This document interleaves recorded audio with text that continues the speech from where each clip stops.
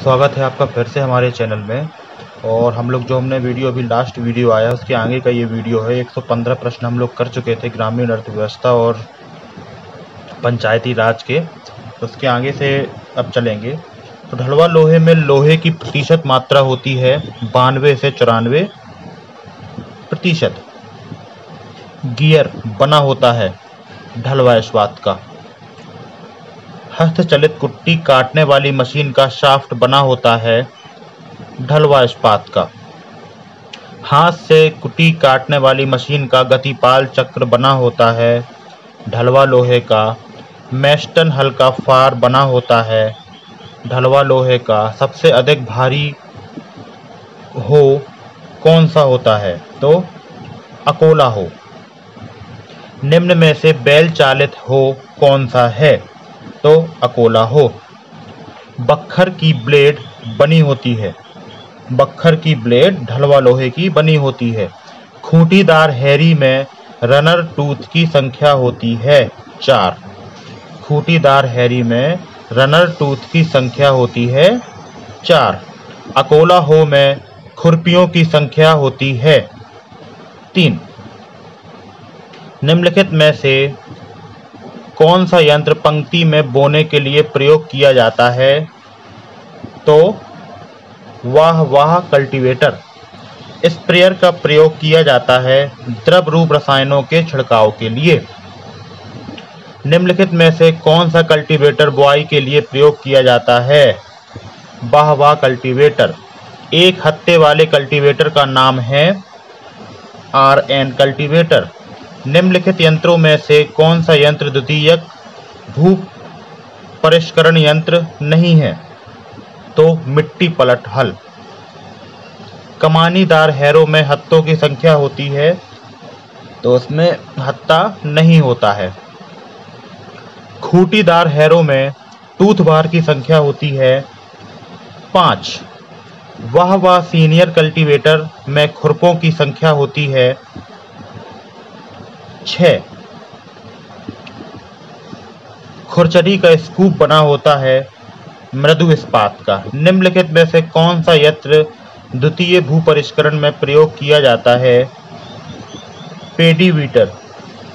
प्राथमिक भू परिष्करण के अंतर्गत आता है बुआई के लिए खेत जोतना। पृष्ठ कूड़ बनता है मध्य के किनारे की ओर जुताई करने से। निम्न में से किस यंत्र द्वारा जुताई करने पर बिना जूती भूमि रह जाती है? देशी हल के द्वारा। प्राचीन मतानुसार कितनी जुताइयां तथा मिट्टी का भुरभुरा होना आवश्यक समझा जाता है? 15 से 20। शरद ऋतु की जुताई का निम्न में से एक उद्देश्य है भूमि को भुरभुरा करना। भू परिष्करण के कितने प्रकार होते हैं? 2। मक्का अच्छी पैदावार व बढ़वार के लिए कितनी बार कल्टीवेटर द्वारा गुड़ाई की जाए? 3 बार। गन्ने को बोने से पहले कितनी बार देसी हल से जुताई करनी चाहिए? 5-6 बार। गेहूं की बुआई के लिए कब तक पलेवा कर देना चाहिए? 20 अक्टूबर तक। कृषि यंत्रों का खिंचाव करने के लिए प्रयोग किया जाता है डायनेमोमीटर। निम्न में से किसका खिंचाव पर प्रभाव नहीं पड़ता? तो कुंड की लंबाई का। हल का सर्वाधिक खिंचाव होता है कुंड काटने में। कार्य करने की दर को कहते हैं शक्ति। किस दशा में खिंचाव समान रहता है? ओट वाले खेत में। मैस्टर और देसी हल्के हलों का खिंचाव कितने किलोग्राम के लगभग होता है? तो ये होता है 90 किलोग्राम। कुंड के अनुप्रस्थ काट के क्षेत्रफल को ज्ञात करने का सूत्र है। कुंड के अनुप्रस्थ काट का क्षेत्रफल बराबर कुंड की चौड़ाई गुणे कुंड की गहराई। डायनेमोमीटर द्वारा अधिकतम कितने कुंतल खिंचाव की नाप की जा सकती है? 10 कुंतल। हल के खिंचाव पर प्रभाव डालने वाले निम्न कारक हैं ये सभी। फार का पैना होना, भूमि की समतलता, हल की चाल। फसलों में से सबसे कम जल किस फसल में लगता है? तो मूली में। गेहूं की सिंचाई की सबसे महत्वपूर्ण क्रांतिक अवस्था है शिखर जड़ बनने तक की अवस्था। आलू की फसल में सिंचाई किस विधि से की जाती है? पूर्ण विधि से। 1 हेक्टेयर सेंटीमीटर पानी बराबर होता है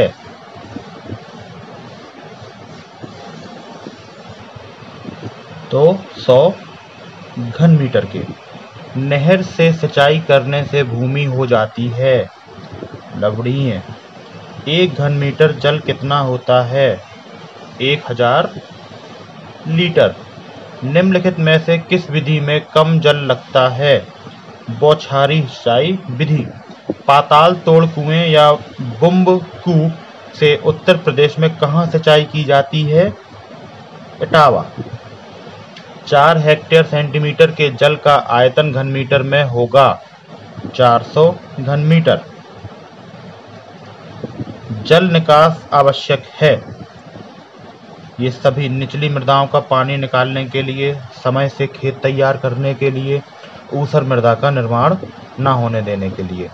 जल निकास की समस्या होती है चिकनी मिट्टियों में या मृदाओं में। टाइल्स ड्रेन मृदा में कितनी गहराई पर बनाई जाती है? 75 से 125 सेंटीमीटर। कच्ची खुली नालियों से लाभ है, इनको बनाने में व्यय कम होता है। पक्की खुली नालियों से क्या हानि होती है? प्रारंभिक व्यय अधिक आता है। मोल ड्रेन नलियां किस प्रकार की मिट्टी में बनाई जाती हैं? दोमट मिट्टी।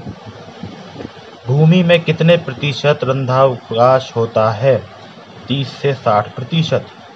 कब भूमि कृषि कार्यों के लिए उपयुक्त नहीं होती? भूमि का दलदली होना। 1 लीटर में कितने घन सेंटीमीटर पानी होता है? 1000 घन सेंटीमीटर। क्यूमेक किसे कहते हैं? घन मीटर प्रति सेकंड। किस फसल में ऊसर सहने की क्षमता अधिक है? अमरूद। क्षारीय भूमि को किसके द्वारा सुधारा जा सकता है? जिप्सम के द्वारा। क्षारीय मृदा का पीएच मान कितना होता है? 8.5 से अधिक। 7 से अधिक पीएच मान वाली भूमि कहलाती है क्षारीय भूमि। ऊसर भूमि को सुधारने के लिए 1 हेक्टेयर भूमि पर कितना शीरा डाला जाना चाहिए? 250 से 300 कुंतल। लवण युक्त क्षारीय मृदा में विनिमय सोडा का प्रतिशत होना चाहिए 15%। ऊसर भूमि में उगने वाली निम्न में से कौन सी फसल है? ये सभी। ऊसर भूमि बनने के कारण शुष्क जलवायु हो जाती है, त्रुटिपूर्ण जल निकास होता है, लवण युक्त पानी द्वारा सिंचाई करना होता है। इन कारण से ऊसर भूमि बन जाती है। ऊसर भूमि को कितने भागों में विभाजित किया गया है? 3 भागों में। जिप्सम में कितने प्रतिशत कैल्शियम सल्फेट पाया जाता है? 50 से 80%। ऊसर भूमियों को सुधारने के लिए शीरे का प्रयोग किसने किया? एपीजे अब्दुल कलाम ने। पूसा दीपाली प्रजाति है फूल गोभी की। निम्नलिखित में से फसल में गर्म हवाएं सहन करने की क्षमता सबसे कम है? फूल गोभी। फूल गोभी की बहुत अगेती फसल का नर्सरी में बीज बोने का समय है मई के अंत से जून के प्रथम सप्ताह तक। फूल गोभी की मध्यम फसल में लाइन से लाइन की दूरी रखी जाती है 60 सेंटीमीटर। बटनिंग किस फसल से संबंधित है? फूल गोभी। पत्ता गोभी का कौन सा मुख्य भाग खाया जाता है? पत्तियां। आलू अनुसंधान निदेशालय स्थित है हिमाचल प्रदेश में।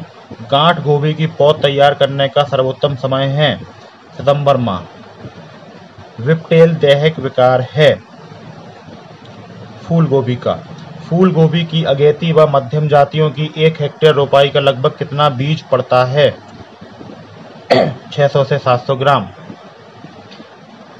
पूसा चंद्रमा प्रजाति है शलजम की। पत्ता गोभी की अगेती फसल की रोपाई कब करनी चाहिए? अक्टूबर नवंबर। खेत में प्याज के पौधों की रोपाई के लिए पंक्ति से पंक्ति की दूरी होती है 8 से 10 सेंटीमीटर। प्याज में निम्नलिखित में से कौन सा रोग फफूंदी से नहीं होता है? जीवाणु मृदु विगलन।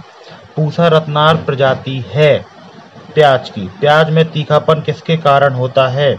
एलाइल प्रोपाइल डाइसल्फाइड के कारण। निम्नलिखित में से प्याज की उन्नतिशील प्रजाति कौन सी है? नासिक रेड। लहसुन की औसतन पैदावार प्रति हेक्टेयर कितनी होती है? 80 से 100 कुंटल प्रति हेक्टेयर। निम्नलिखित में से किस फसल में रोपाई के तुरंत बाद सिंचाई की आवश्यकता नहीं होती? प्याज।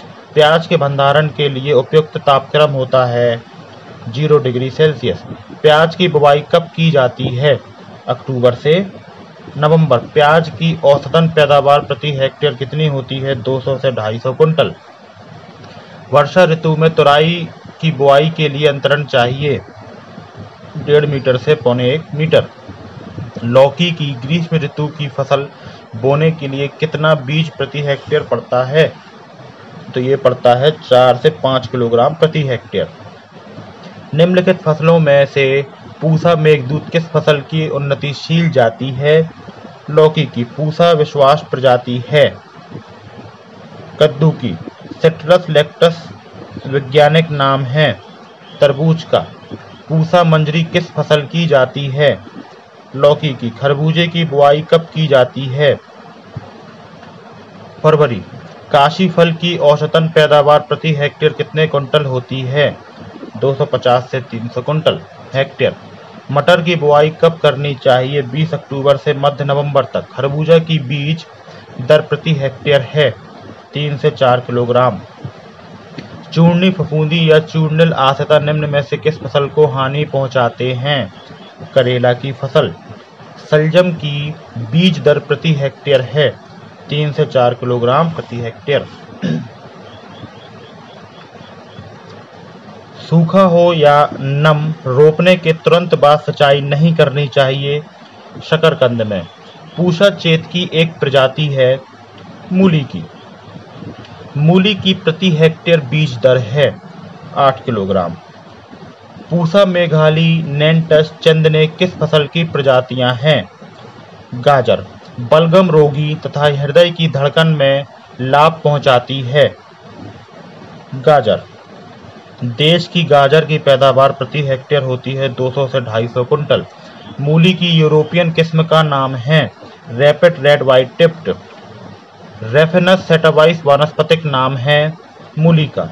शकरकंद की औसत पैदावार प्रति हेक्टेयर कितने कुंटल होती है? तो 250 से 300 कुंटल। निम्नलिखित में से कौन सी सब्जी दलहनी है? मटर। आर्केल निम्नलिखित में से किस फसल की उन्नतिशील प्रजाति है? मटर की। अगेती मटर का प्रति हेक्टेयर बीज दर है 100 से 120 किलोग्राम। मटर की फसल में निम्नलिखित कीटों का आक्रमण होता है? उपरोक्त सभी का। सुरंग बनाने वाले, तना छेदक, फली छेदक। मृदु रोमिल आश्रिता रोग किस फसल का रोग है? मटर। आर्केल, अर्ली बेजर, असौती उन्नत जातियां हैं किसकी? मटर की। पाइजम सटाइवम वानस्पतिक नाम है मटर का। मेटासिस्टॉक्स 25 सीसी का 1000 लीटर पानी में घोल बनाकर प्रति हेक्टेयर की दर से फसल पर छिड़काव कर किस रोग से बचा जा सकता है? तो पत्ती में सुरंग बनाने वाले कीड़ों से। मटर की बुआई कब करनी चाहिए? 20 अक्टूबर के मध्य नवंबर तक। मटर की उन्नति जातियों से कितने कुंटल फलियां प्रति हेक्टेयर मिल जाती हैं? 80 से 100 कुंटल। पूसा क्रांति प्रजाति है बैगन की। खरीफ की मुख्य सब्जी है भिंडी। पंत बहार प्रजाति है। टमाटर की। ग्रीष्मकालीन भिंडी की बीज दर प्रति हेक्टेयर है 18 से 20 किलोग्राम। टमाटर में लाल रंग किसके कारण होता है? लाइकोपीन के कारण। निम्नलिखित में से किस फसल में गर्म हवा सहन करने की क्षमता सबसे अधिक है? भिंडी में। निम्नलिखित में से किस फसल में पाला सहन करने की क्षमता सबसे अधिक है? टमाटर में। परभंती क्रांति प्रजाति है भिंडी की। परभंती भिंडी की। आलू का मूल स्थान है दक्षिण अमेरिका। रबी के मौसम में निम्नलिखित में से कौन सी फसल उगाई जाती है? टमाटर। अर्का प्रजाति कहाँ से निकली है? बेंगलुरु। निम्नलिखित में से टमाटर की प्रजाति कौन सी है? अयूरलता। अर्का अनामिका प्रजाति है भिंडी की। मूंगा कीट लगता है आम में। निम्नलिखित में से कौन सी आम की प्रजाति है? तो लखनऊ सफेदा। उत्तर प्रदेश में अमरूद की सबसे प्रसिद्ध प्रजाति है सफेद अमरूद। सहारनपुर 6 किस फसल की प्रजाति है? आड़ू की। पूजा मेजेस्टी किस फसल की प्रजाति है? पपीते की। बाढ़ की स्थिति में आप निम्नलिखित में से किस फल वृक्ष को रोपित करेंगे? केला। इलाहाबादी सफेदा किस फल की प्रजाति है? अमरूद की। अल्फोंसो प्रजाति है आम की। बाढ़ग्रस्त क्षेत्रों में आप निम्नलिखित में से किस फल वृक्ष को रोपित करेंगे? अमरूद को। शुष्क क्षेत्रों में आप किस फल वृक्ष को रोपित करेंगे? बेर को। पपीते का मूल स्थान है दक्षिणी अमेरिका। आम का मूल स्थान है भारत। किस फल वृक्ष की काट छांट ग्रीष्म ऋतु में करते हैं? बेर की। आम्रपाली प्रजाति है आम की। अमरूद का मूल स्थान है उष्णकटिबंधीय अमेरिका। बीजहीन प्रजाति है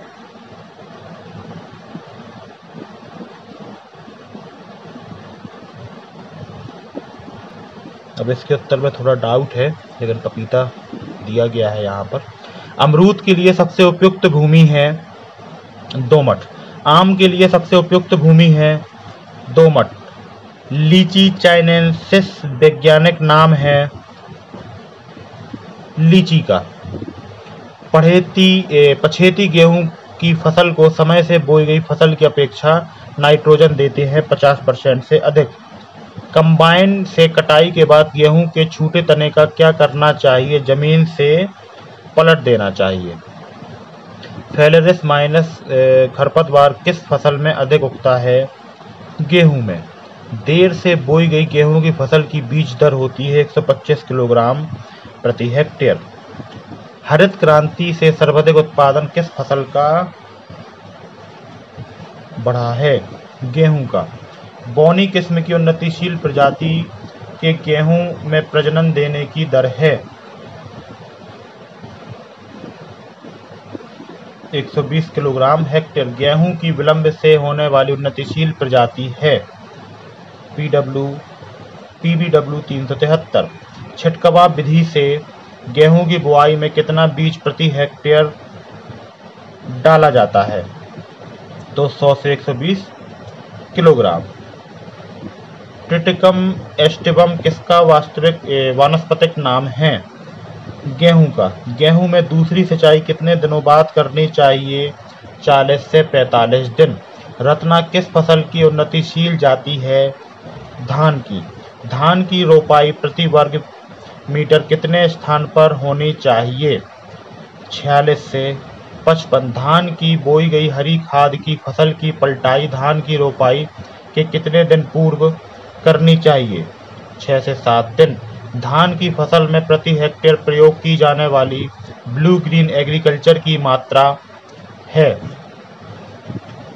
10 से 12 किलोग्राम। धान में चावल की प्रतिशत मात्रा होती है 66%।